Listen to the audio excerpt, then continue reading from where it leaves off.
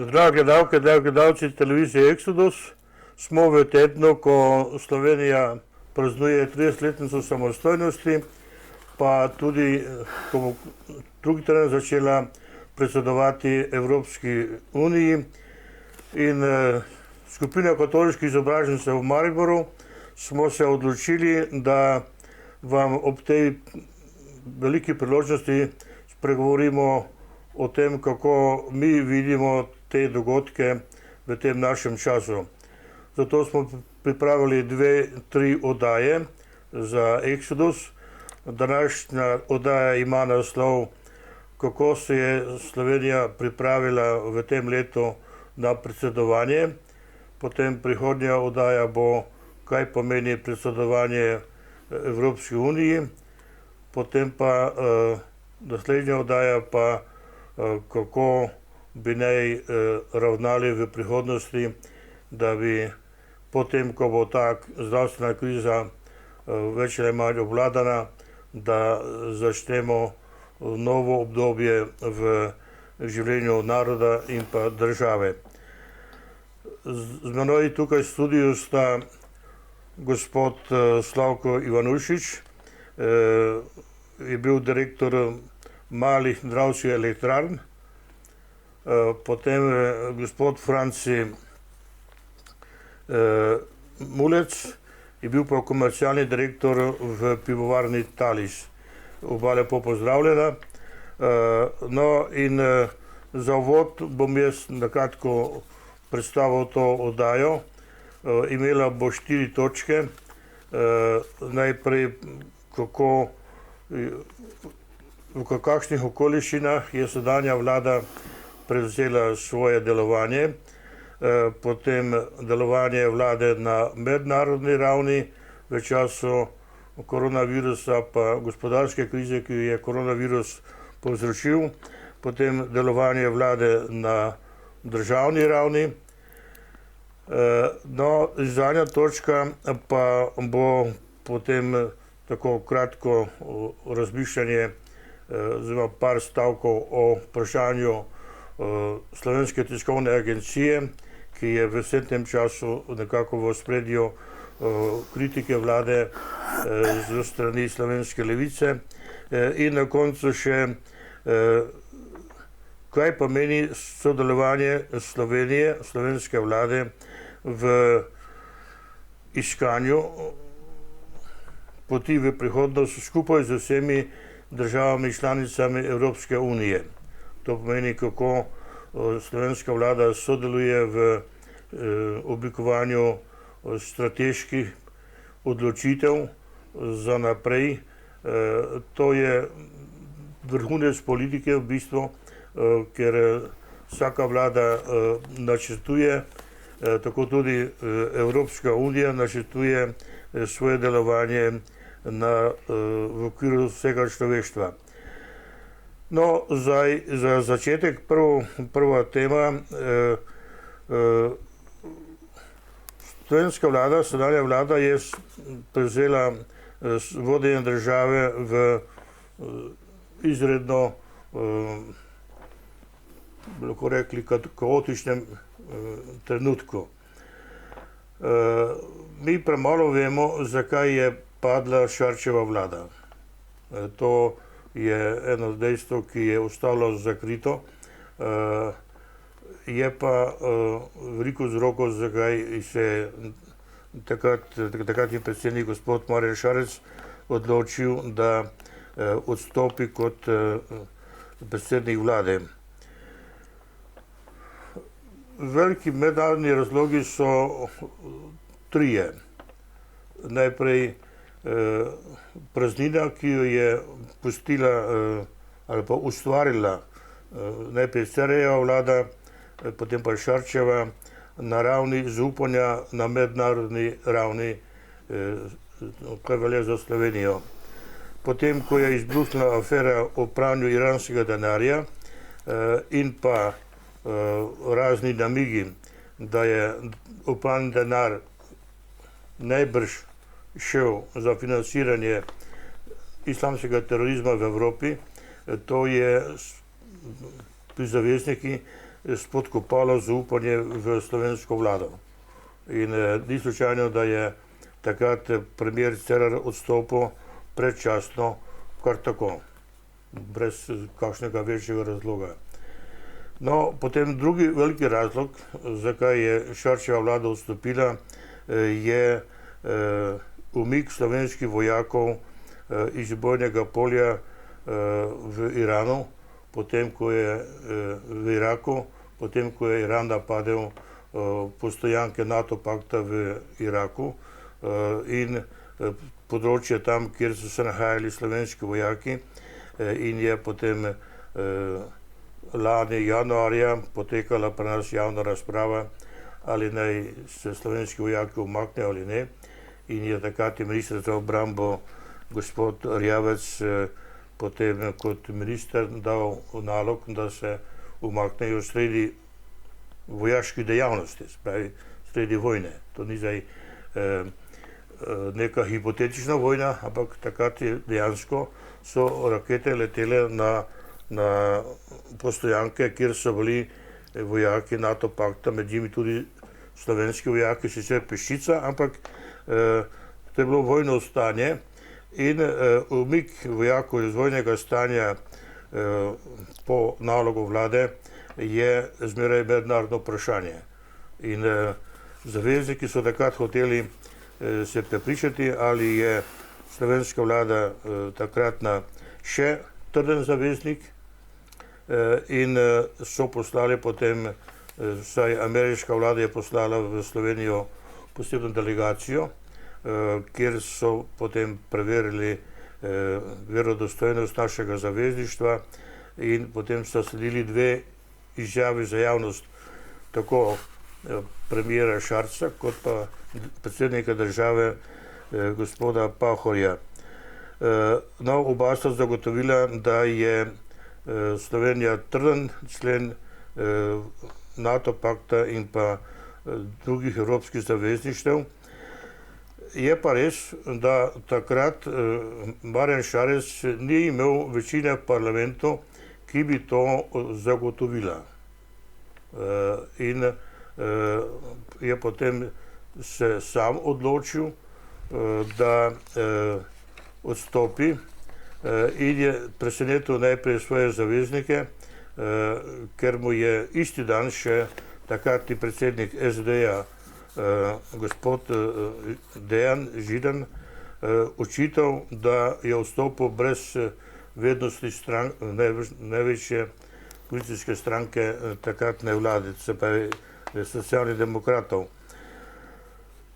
No, in ta dejstva so pustila Slovenijo v nekem politični praznini, kjer je zaupanje zaveznikov bilo pod vprašanjem. In to je bila potem dediščina, ki je prevzela nova vlada gospoda Janeza Janše, ki je morala ti dve praznini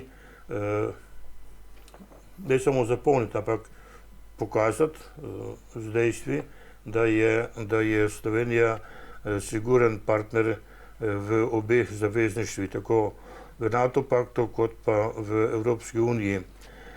No in prvi tak dokaz, da sedanja vlada takrat dela resno,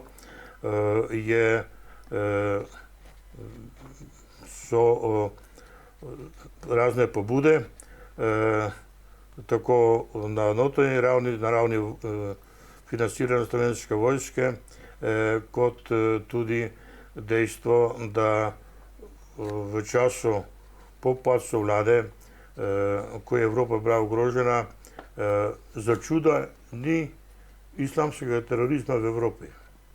No, pa bi prosil tebe, Slavko, da malo to širše poveš. Lepo pozdravljeni z moje strani.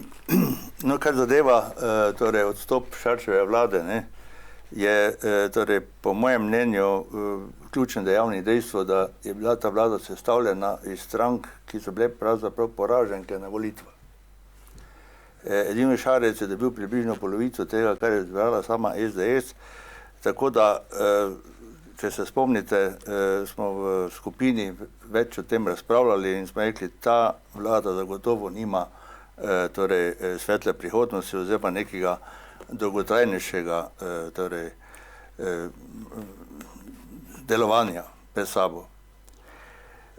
Edini program te vlade je bil v bistvu antijanšizem, oziroma dejstvo, da so zadovoljni s tem, da pač Janša ni predsednik vlade.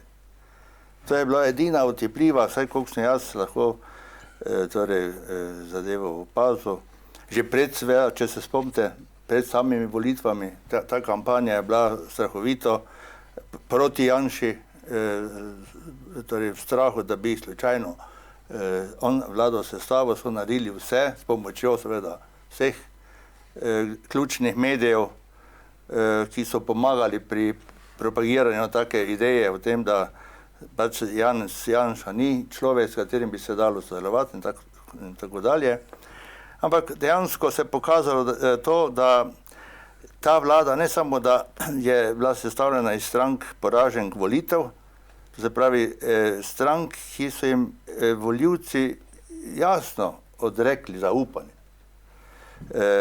Ampak tudi njeno delovanje ni bilo, vsaj koliko lahko rečemo, zdaj, ko ocenjujemo zadeve z ene perspektive oziroma nazaj, ne more se pohvaliti praktično dobenim pametnim oziroma odmevnim projektom, ne na domači, ne na tuji sceni. Ker zadeva tujo si že omenil, torej dejstvo, da smo nekako izgubili zaupanje ključnih partnerjev, tako v Evropi kot v NATO, še posebej zaradi tega nekritičnega odmika od zaveznic v smeri Moskve, je pustilo posledice. In seveda to si ti malo prej predstavo. Drugo, osebnostno in strokovno Šarec v nobenem primeru ni bil voditelj, ki bi lahko tako zahtevno ekipo, kot je torej vodenje neke vlade, slovenske vlade, uspešno torej koordiniral, usmerjal in tako dalje.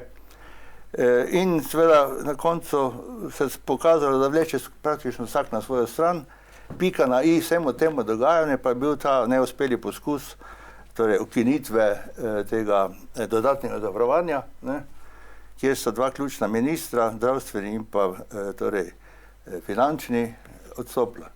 In seveda v teh okoliščinah Šarec gleda, da niti ne imel druge možnosti, kot da pač sledi temu zgledu in tudi sam ponudi odstop. Seveda na način, ki ga do zdaj še v Sloveniji nismo doživeli. Tako rekoč presenetil ne samo javnost, ampak tudi svoje partnerje. Tako da, rekel, zdaj poslušati te zgodbe, kako bojo zopet ponovno torej začeli skupaj, pa ne vem, kaj bojo vse naredili, mislim, to je larifari. In če se spomnite, recimo, ponedeljkovega intervjuja, najprej s predsednikom vlade, potem pa z opozicijo, praktično brez potrebe izgubljati besed, da pokažemo razliko, ki je kot noč in dan. Tako da, to kot moje strani. Mogoče še to, kako pa je potem sedanja vlada takrat vstopila v reševanje teh odprtih vprašanj, ker to so ostala vprašanja za vsako vlado, ki bo prišla, ne? Se pravi, zaupanje do zaveznikov, potem pa soočenje z zdravstveno krizo. Kaj bi rekel? Ja, jaz mislim, da je sedanja vlada marca lani, mislim, to pa pred očmi vse slovenske javnosti, dejansko pokazala, da misli resno. Že takoj po inauguraciji so takoj zavihali rokave, se lotili dela, najprej seveda na področju borbe proti covidu, ki je takrat že močno zarezal, predvsem, če se spomnite dramatičnih poročil o stanju v domovih za starejše občane, ki je pa ob dejstvu, da je prejšnja vlada pustila praktično prazna skladišča, torej zdravstvene inštitucije brez potrebne opreme, je samo še dodatno, ne samo dramatiziralo položaj, ampak seveda postavilo izjemno težke zahteve do tistih, ki znotraj vlade, ki so morali te stvari čez noč tako rekoč reševati. da se ob tem mogoče kakšna napaka naredila, je to pravzaprav bi bil čudež, če ne bi, ampak da so pa iz tega delali tako sceno in tako, bi rekel, opozicija in pa mediji, je pa nedopustno. To se nam zdi skrajno nekorektno in mislim, da ni vredno besed. Na mednarodnem področju, če se spomnite, torej, jaz mislim, da je gospod Janša naredil izjemno dobro izbiro, ko je za zunanjega ministra torej, se odločil za gospoda Logarja. Izjemno, mislim, presenetil me je z izjemno vitalnostjo, z izjemnim pridnostjo, z izjemno iznajdljivostjo in kar je rezultiralo v to, da je kmalu pridobil zaupanje večine torej, kolegov iz najprej torej, znotraj Evropske unije, NATO in tako dalje, tako da se razmerno v kratkem času povsem konkretno položaj Slovenije, kar se tiče ugleda in tako dalje in pa torej, pripravljenosti na resno sodelovanje pri različnih projektih bistveno izboljšalo.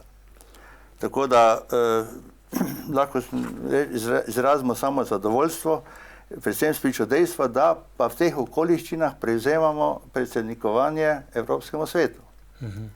In jaz bi ob tem spomnil samo še na eno, po mojem mnenju, totalno nedopustno stvar, ki je povzročil Šarec, ko je odklonil torej predstavitev Slovenije, njene namere, pripravljenost, naravno na ta vidik.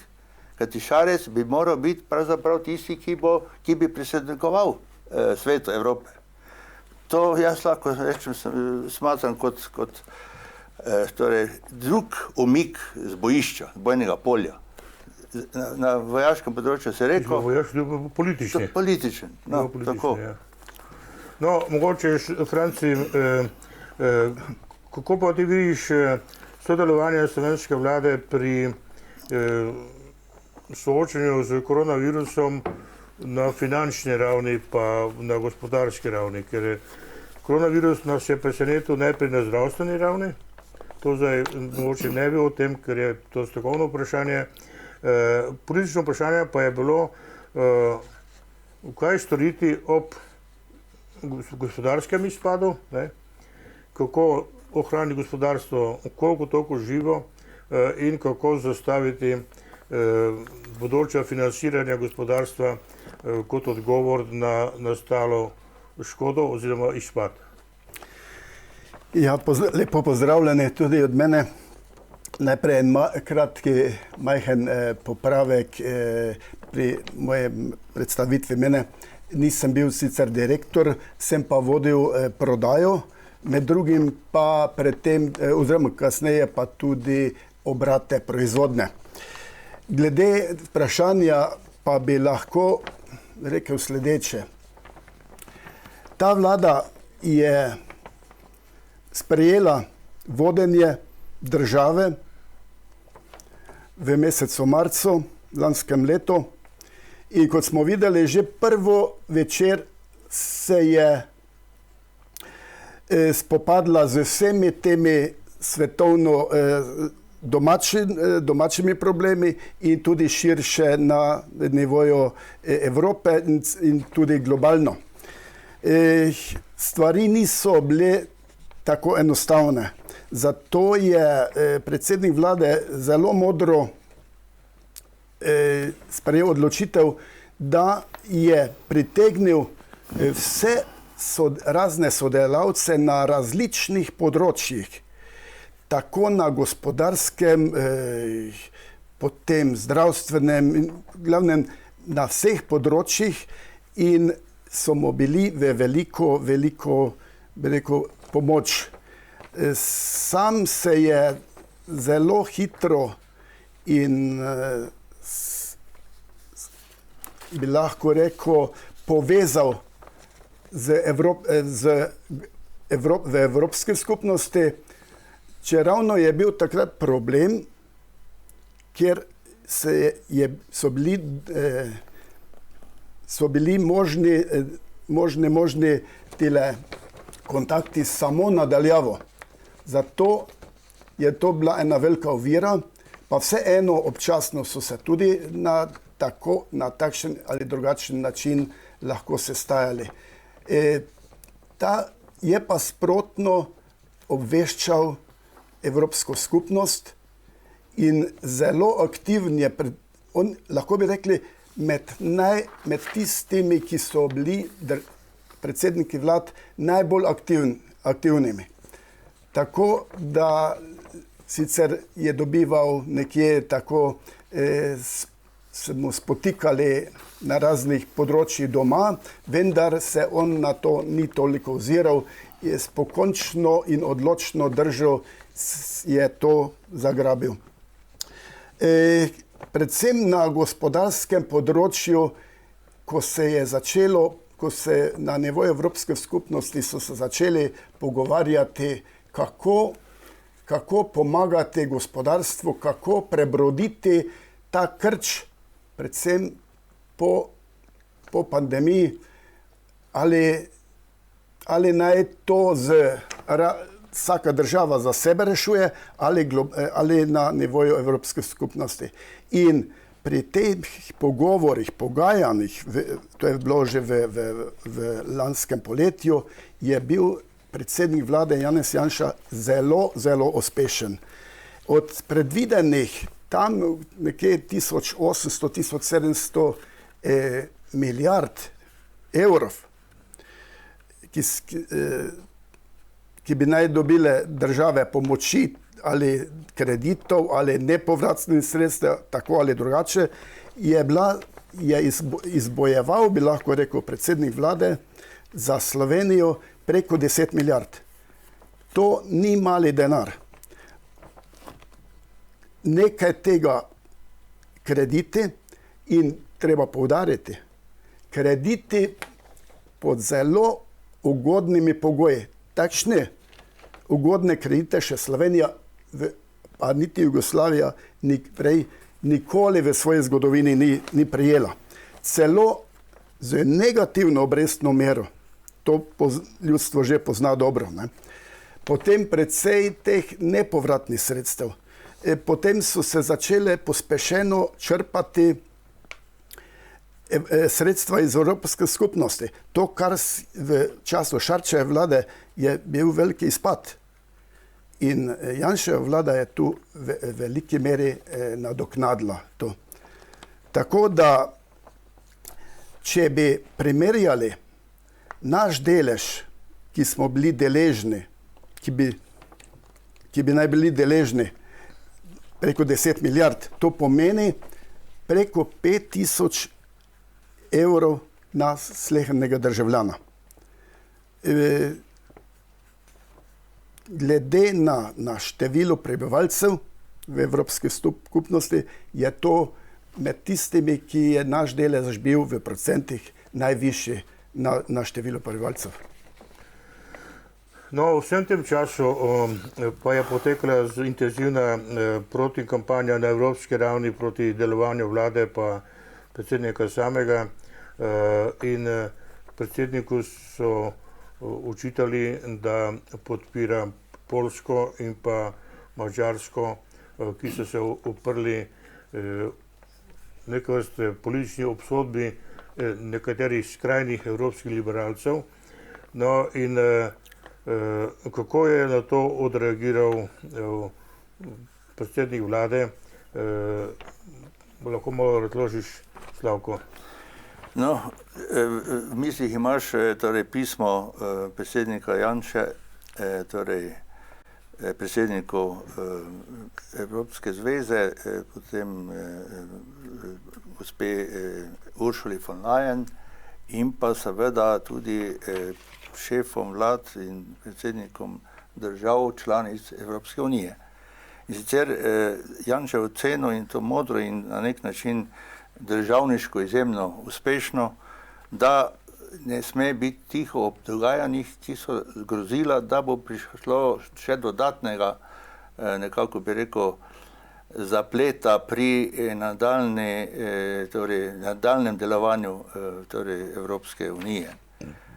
Še zdaj smo soočeni s posledicami in na nek način v šoku zaradi odhoda Velike Britanije iz skupnosti in torej opuščanje vprašanj, ki zadevajo interese vseh članic, torej vnemar, pa torej reševanje na način, ki na nekako ogroža suvereno pravico vsake države, da notranje vprašanja ureja na svoj način, je Janša ocenil kot neposredno grožnjo torej v nadaljnjem uspešnemu delovanju Unije.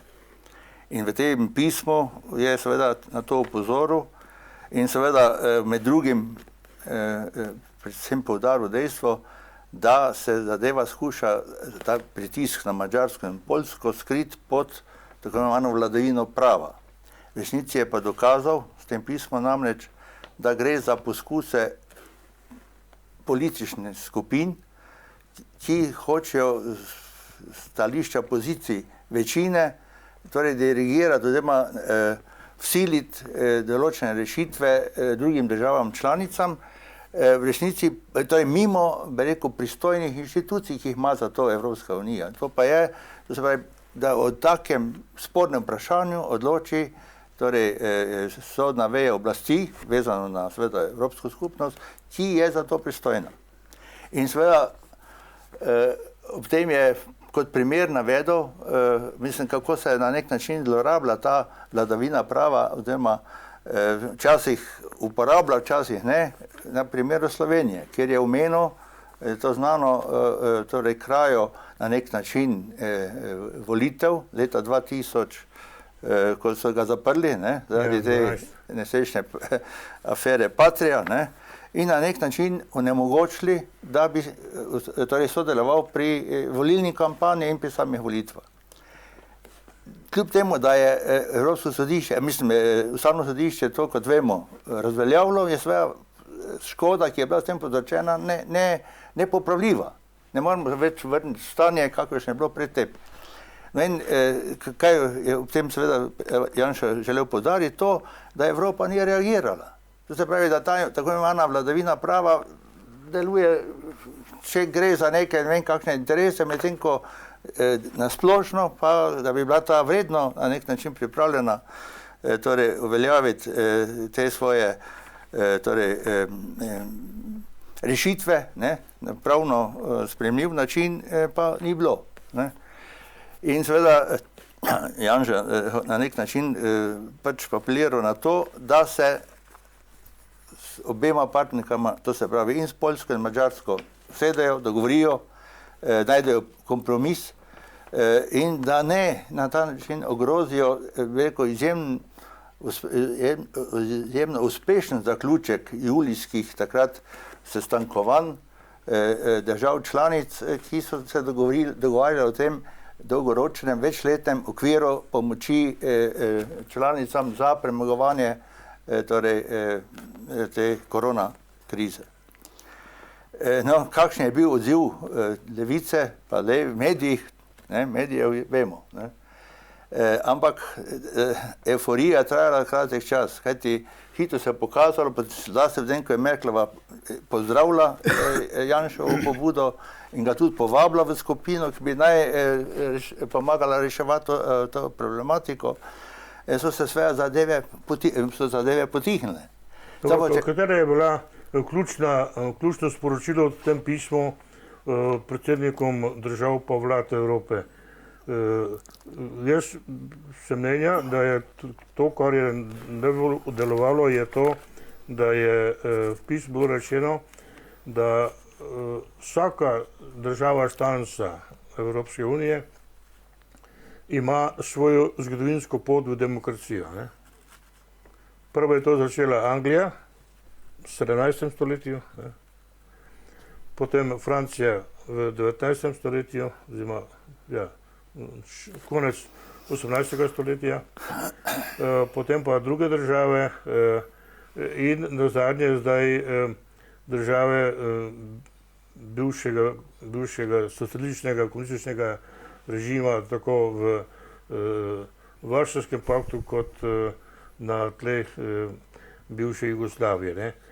In to idejo so sprejeli, ne, ker ta zgodovinska izkušnja pa pot v demokracijo to je bogatstvo vse za vso Evropo. Ne.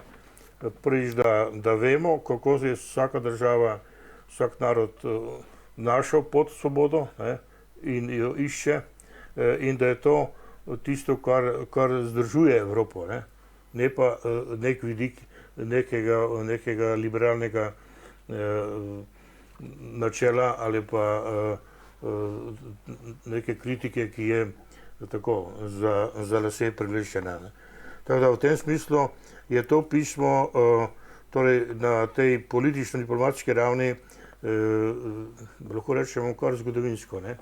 Zato to ni zdaj pismo, ki ga napišeš, pa ne veš, kakšen učinek ima. Ne? Ker tako kanclerka Merkel se je zvala še isti dan, ne?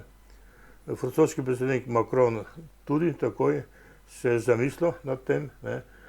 Da je treba to posebnost vsake države, njene zgodovine upoštevati, ne? In tu graditi skupne točke in pa skupne podvige. No, sedaj že malo pridemo, prosim. Samo stavek 2 dodal, da bo moče za torej gledalce bolj jasno, o čem pravzaprav govorimo in čem je pravzaprav srž vsega tega.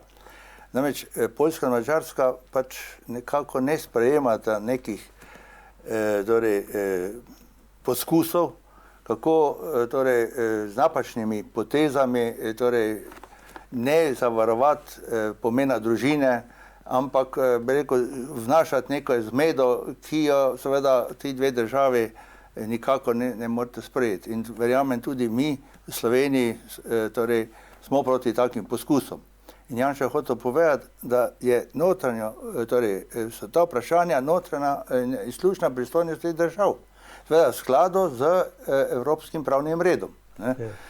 Ampak bi rekel poskusi pa, da bi discipliniral te države, zato ker pač odstopajo od te zdaj torej kar precej močno struje, ki zagovarja tako imenovane LGBT in tako naprej poskuse, ne, vnašanja zmede in pa na nek način omalovaževanja družine, ki je ključna in jedrna torej celica vsake družbe, je nedopustno. No in mislim, da je Janšov poskus, oziroma ta intervencija bila ne samo na mesto, ampak tudi edino pravilna. In zelo smo lahko veseli, da je torej takoj doživel, tako kot se omenil, podporo ključnih akterjev. In še dodal, ne, da na to temo ni več bilo kritike levice. Ne? Ja, sej. So utihnili, ker so videli, da je ta ideja bila v Evropi sprejeta, ne? In da je Slovenija na nek način pospešila proces soočanja in s krizo zdravstveno in gospodarsko krizo. Ne? Samo to še rečem, če bi recimo bila pa zadeva obratna, bi pa to zadevo gnali še naprej. Ne? In tem je ravno, bi rekel, krivičnost in pa na nek način nesprejemljivost odnosa do Janše. Ja. In medijev in opozicije. Ja, ja. Niso v stanju priznati niti ene pozitivne zadeve. To je katastrofalno. Kar je miselno in pa moralno krivično. Ne? Seveda. Ja. Ne priznaš krivice, ne priznaš resnice, ne? In ne priznaš uspeha, ko nekdo deluje po zdravih načelih demokracije. Ne? Ja. No, zdaj bomo šli počasi na tretjo točko, to je na delovanje vlade na slovenski ravni. Pa bi prosil tebe, France, da malo poveš, kako je to potekalo, vseh teh 9 interventnih zakonov in kaj je tukaj glavno sporočilo, ali je vlada našla neko ravnotežje med skrbijo za zdravje naroda, kar je ustavna dolžnost, ne? In pa za ohranitev delovanja gospodarstva v teh težkih okoliščinah. Ja, seveda se mi najprej postavlja vprašanje, ali je vlada pri vseh teh ukrepih in direktivah, ali kako bi drugače rekel, zakonih, bila uspešna? Ja, vlada je bila, lahko bi rekli, zelo uspešna. Vsekakor se kdaj zgodi, da pride do kakšnega spodrsljaja, vendar to se zgodi pri vsakšnem delu. Tako da je vlada že v samem začetku kot sem že prej rekel, ko je vlada vključila tudi razne druge ustanove, sodelavce in tako naprej, na različnih področjih, na vseh potrebnih področjih. In vsako ministrstvo je tudi pri tem nekako odigralo res svojo vlogo. Nekatera ministrstva so bila posebno tukaj obremenjena, tako na zdravstvenem področju, potem na socialnem, seveda zunanje ministrstvo, vendar te dve bi skoraj lahko rekli najbolj. Tu povezano je seveda vsakšno ministrstvo, tukaj je bilo na svojem področju, tako da tudi šolsko, ko je trebalo organizirati šolo nadaljavo in tako naprej. Tako da bi lahko rekli, da je bilo to pozitivno. Vendar moramo pri tem poudariti, da sta tukaj bila 2 vala, oziroma celo 3, da v prvem valu so tudi ljudje, ljudstvo, narod, lahko, upam si trditi, bolj vzeli stvar resno. Tisto, kar je zdravstvena stroka predlagala in vlada sprejela, smo se ljudje zelo dobro držali tistih navodil. Zato so bili uspehi takrat res večji pri zajezitvi virusa. Na drugem področju, na gospodarskem področju, je bil zopet drugačni problem. Nekatere dejavnosti so se dobesedno ustavile, kot rečemo gostinstvo, turizem. To so bile strašne obremenitve za to dejavnost. Samo proizvodnja je od začetka, so bili neki krči, vendar potem je to steklo tako in tukaj se je gospodarski minister Počivalšek izredno izkazal. Točno se je videlo, da izhaja iz gospodarstva, da ni prvo politik, pol pa gospodarstvenik. Prvo je gospodarstvenik, pol je politik. Takrat je nekako to, ker so še potem ti oziroma ti ukrepi vlade so prihajali sprotno, kakor hitro se je pojavil določeni problem na nekem področju, že se je pripravljal tale paket ukrepov. In tu, čeravno je Levica tu zelo nagajala, pri sprejemanju ukrepov so vedno našli izgovor, da nekaj potikajo in tako naprej, da so glasovali proti ali se zdržali. To se pravi, sama koalicija je nosila vso breme. 100% breme je nosila. Opozicija je celo zavirala, nagajala. Če bi vsaj tiho bili, bi lažje sprejemali te ukrepe. Ukrepi so pa bili takšni, da je res da so se problemi reševali. Seveda v prvem valu se je zajezilo, po letju, vemo, kaj je bilo, se je zopet sprostilo. potem dopusti, prihajali nazaj okuženi nekateri. Potem začetek šolskega leta, tam pa je se začel drugi val. Tako, ta je pa bil izredno močan, to pa zaradi tega, ker se tudi sporedno so se odvijali razne protesti, shodi. Začela se je kampanja Šola brez mask. Ne, to nič ni, to šole ne bomo, v šolah ne bo maska. Ne? In potem seveda vlada malo popustila in rekla, dobro pa ne. Pol pa zopet ja, zato so pa le potem pripombe. Ja, enkrat da, drugič ne. Če bi tega nasprotovanja ne bi bilo, te shodov, bi po mojem ta val bil milejši.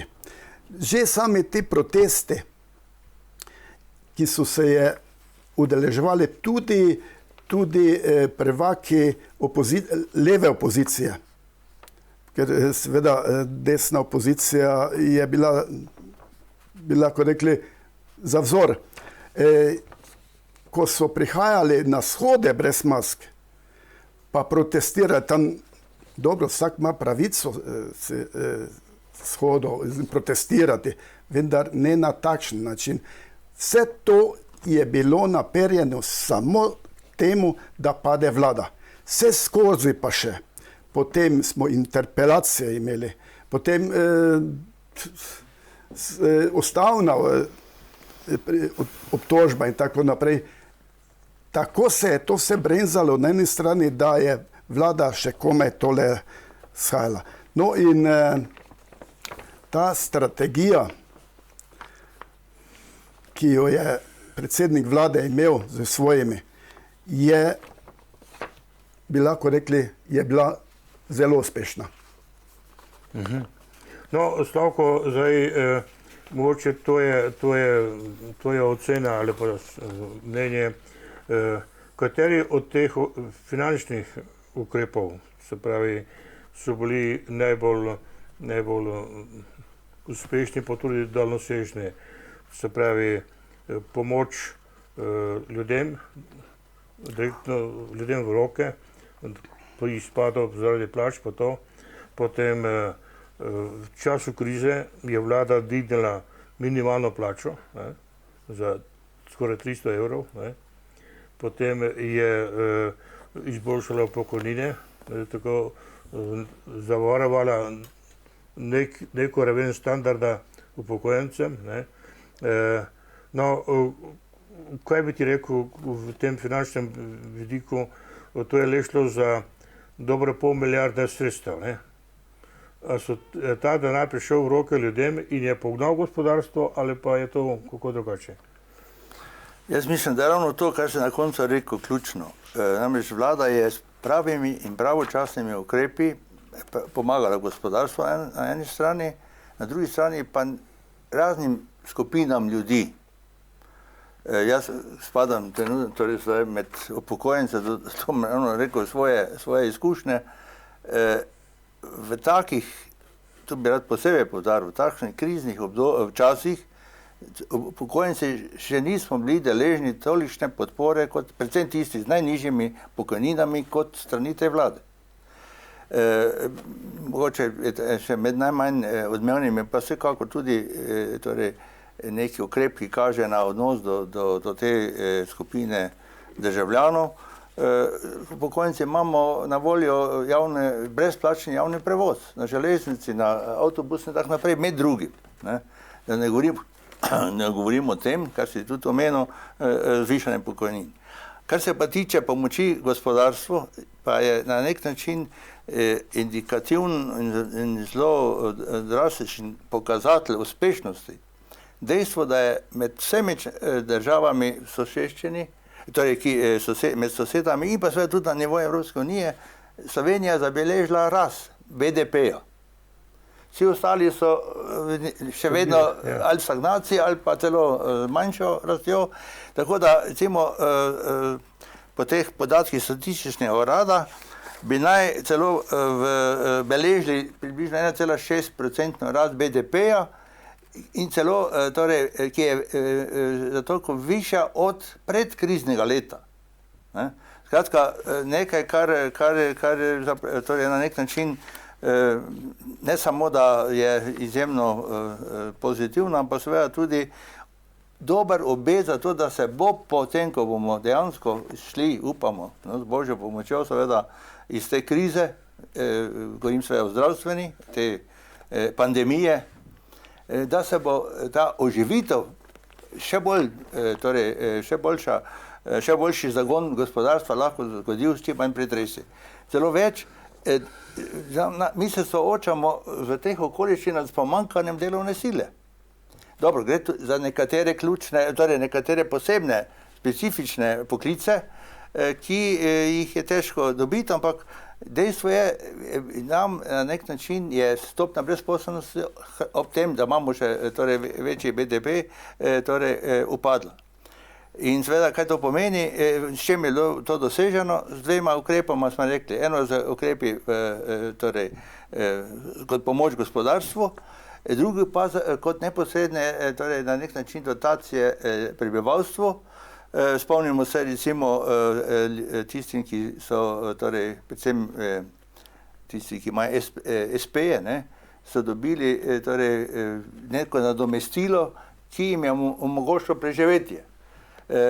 In pa seveda s tem se je na nek način ohranila kupna moč prebivalstva, kar je tudi spodbudilo torej, večjo potrošnjo, oziroma potrošnjo in tako dalje.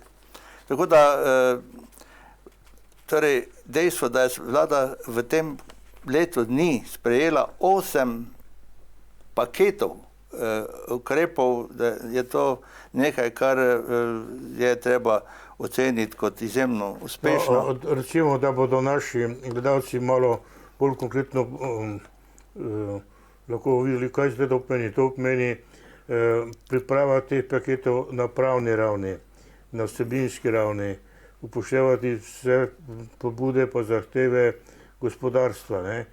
To vse zbrati, to vse med seboj uskladiti, oblikovati zakonodajno besedilo, ne? To je strahotno delo, ne? In to v tako kratkem času, ne? In potem predvsem to, da so to ukrepe, ki so delovali. Prosim. Jaz bi tukaj dodal, ki naša opozicija, predvsem leva opozicija, vedno poudarja oziroma govori, da lahko je deliti in se na drugi strani zadolževati. Jaz pa pravim, mora se zadolžiti, moralo se je zadolžiti, vendar se je zadolževalo in se zadolžuje za potrebe državljanov, ljudi in našega gospodarstva. Če pa primerjamo z zadolževanjem časa Bratuškove vlade, 5 milijard v enem letu se je razdelilo bankam, to pa je velika razlika. V času epidemije, pandemije, razdeliti ljudem in po drugi strani, tako kot je že Slavko rekel, kupna moč se je s tem povečala. In če vzamemo oziroma pogledamo stanje na bankah, koliko denarja imajo zdaj banke. Takrat časa Bratuškove vlade so bile banke prazne. Se je zadolžilo, da smo to napolnili. Danes pa v času te vlade pa so depoziti na bankah, depoziti ljudstva se povečali skoraj za 2 milijarde. To pravi, ni treba se bati, če je denar na bankah od ljudstva. Od ljudstva, ker je kupna moč pride večja, pride do krize in ta na finančnem področju bo ljudstvo preživelo. Ker bo vsako porabil svoje prihranke, rabo, ne? Ja. Tako da to, in tako je vnesel Dobra naložba je to. Gospodarstvo, ja. No, zdaj gremo počasi proti koncu. Mogoče stavek 2 o vprašanju STA, Slovenske tiskovne agencije. Vsi vemo, da je to vprašanje bilo sproženo umetno na evropski ravni, češ da vlada zatira svobodo govora, tiska, medijev in kar hočete. V bistvu pa gre za to, da vlada hoče, da Slovenska tiskovna agencija upravlja svojo nalogo tako, kot treba. Ne? Torej, vse vlade imajo svojo tiskovno agencijo. Recimo, Nemčija ima svojo tiskovno agencijo, Italija ima svojo ANSO, potem Angleži imajo svojo Reuters, potem Francozi imajo svojo, potem Amerikanci imajo Associated Press in Rusi. Sovjetska zveza je imela svoj TASS, ne? Mi smo imeli svoj Tanjuk. Ne? No, in bistvo teh agencij je v tem, da najboljši strokovnjaki na področju novinarstva in pa informiranja spremljajo najbolj pomembne informacije po vsem svetu. Zlasti informacije vlad, kako se vlade orientirajo za prihodnost, kam bodo manile milijarde kot investicijo, kje bodo sprožile nove gospodarske procese, kako se pravi, to je ustanova, državna ustanova, ki pomaga vladi, vsaki vladi, da je pravilno informirana o delovanju drugih vlad po svetu. In te informacije so zaupne pa javne. Ne? Zaupne grejo samo na sedež vlade, javne pa agencija da v javnost, da pove državljanom, pa tudi drugim državam, kaj mi, recimo Slovenci, ocenjujemo kot dobro ali slabo in zakaj. To je specifična služba za uspešno delovanje vlade. Naša tiskovna agencija je pa nekaj čisto drugega. Naša tiskovna agencija je zdaj v času te pandemije bila odprto proti vladi. Je poročala lažne stvari o Sloveniji v svet. Je ustvarila en problem, ki ga ni. In ustvarila eno nezaupanje oziroma eno tako skeptično držo do slovenske vlade, ne pa do svojega dela. Ne? No, in tukaj poseg vlade na to področje, da je vlada začela malo pa le zahtevati, ne? Dajte nam informacije, ki jih potrebujemo. Ne? Zdaj se ne gre za to, kaj vi mislite o tej vladi, gre za to, kaj je dobro za Slovenijo. In tega ni. Ne? Zahtevajo pa denar. Ne? In ko so rekli, po pogodbi ste podpisali to, niste naredili, mi smo vam ustavili financiranje zaradi neizpolnjevanja pogodbe, vi pa nas obtožujete, da delamo pritisk na vas kot na medijsko ustanovo. Ne? To je vse skregano s pametjo. Ne? In v tem smislu jaz sem prepričan, da bo to v nekaj tednih, da se bo to postavilo na prave temelje. Tudi zato, ker vse države, ki imajo pri nas veleposlaništva, teh je okrog 50, ne? Točno vedo, kaj se pri nas dogaja. Ne? Točno vedo, kako mi lažemo v svet, ne? Preko teh agencij. Ne? Točno poročajo svojim državam, kako in kaj. Recimo, jaz sem bil na Radio Vatikan, ne? In smo mi dali eno informacijo o pretoku ruskega kapitala tam v 90-ih letih na Florido. Ne? Takrat so ruski magnati prenesli na Florido 270 milijard dolarjev. Samo na Florido. No, in jaz dobim informacijo, da se je predsednik slovenske vlade zanimal, takrat je bil Danovšek, odkot Radio Vatikan ta podatek. Se pravi, da to je bila zaupna informacija za vlado. Ne? In to je naloga tiskovne agencije, da tiste najbolj fine informacije, pa najbolj pomembne, da tiste, recimo sem svetu, pred enimi volitvami našimi, 6 mesecev prej so v Angliji že vedeli za približno uspeh volitev, rezultate volitev. Po njihovih analizah, ne, pa po njihovih izkušnjah bo tako. Ne. In to je poslanstvo tiskovne agencije, ne drugega. Ne. In zato so plačani, in zato so tudi izbrani kot najboljši novinarji. Ne. Saj bi morali biti. Ne. Če pa je to potem v službi rušenja vlade, pa vlada ima konstantno pravico, da to ustavi. Ne. Ja. Prosim. Jaz bi še tu malo zdaj razširil, če ravno je ta tema STA, ne, ki ste že tako nakazali, kaj je funkcija te institucije. Bi temu še dodal ostale medije. Ostale medije, predvsem te glavne medije, bom rekel kar direktno tiste, ki jih mi plačujemo, ki živijo iz naših denarnic. In upam si trditi, da so ti mediji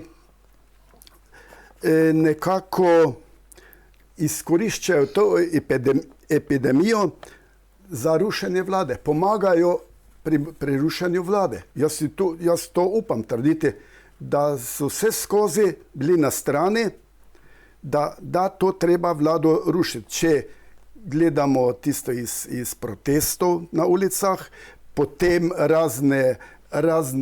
razna omizja, razne tarče, to je bila vlada vedno tako tepena. Zdaj zadnji intervju z predsednikom vlade, ne, je ta voditelj je nekako trdil, da vlada sprejema ukrepe, ki bi mu pomagali utrditi položaj. In Janša, predsednik vlade, je odvrnil. Pokažite mi vsaj en primer mi pokažite, ki smo s nekim ukrepom, da si je vlada svoj položaj utrdila. Ja. Funkcija STA in tudi ostalih medijev je predvsem v tem, da informira, da prenaša informacije, televizija, da ljudi informira, da jaz informacijo dobim to in to se je dogajalo. Jaz si bom pa že znal sam razložiti, ali je to res ali ni, ne pa da meni novinar že naprej vsiljuje njegovo mnenje. To ni novinarstvo. In takšnega novinarstva mi ne potrebujemo. No, in tudi takšne STA ne rabimo. Ne potrebujemo take STA. Zato treba to zadevo, tako ste rekli, čim prej rešiti. Na ustrezen način. Mislim, da je na dobri poti, da se bo to rešilo. Ne? No, mogoče zdaj še zadnja točka. Delovanje vlade na tem političnem programiranju Evropske unije v tem času, ker Evropska unija deluje na več ravneh. Najprej je Evropska komisija, najprej je Svet Evrope, kjer so predsedniki držav in vlad, ti dejansko odločajo o ključnih zadevah. Potem je izvršni organ, Evropska komisija, potem je Evropski parlament in potem vodenje Evropske unije posameznih držav vsake pol leta druga. To je eno stalno vnašanje novih pobud v to iskanje poti v prihodnost. No in zdaj je to na nas, da bomo to delali v tem prihodnjem semestru, v drugi polovici tega leta. In to je eno področje delovanja, ki je med tem, kaj je in kaj bi radi. Poudarek je na tem, kaj bi radi in kako to zamisliti, kako potem to posredovati kot prave odločitve za delovanje v prihodnosti. No in to delovanje je izjemno zahtevno, ker je treba upoštevati stališča vseh članic, potem treba videti, kako se Evropska unija umešča v mednarodno dogajanje, v odnose do Kitajske, do Rusije, do Združenih držav, do držav v razvoju, do velikih držav, kot so Brazilija, kot je Južnoafriška republika, pa Indija. To so vse velesile, ki imajo svoj vpliv, ki pa ga mi premalo poznamo. In zdaj delovati na vseh teh ravneh in voditi odločitve, da vse te upoštevajo, to je ta razsežnost delovanja države, ki predseduje Evropski uniji v pol leta, se pravi, pol leta se pripravlja, potem pol leta vodi, potem pa pol leta pa potem svetuje naslednji, kako razne stvari uresničiti. No, to je bolj kot spodbuda, kako bomo spremljali to dogajanje v teh prihodnjih tednih in mesecih. Bi vas, drage gledalke, dragi poslušalci in gledalci, lepo pozdravljamo, se zahvaljujemo obema sogovornikoma, pa se slišimo v kratkem z našo drugo oddajo. Lepo pozdravljeni. Pozdravljeni.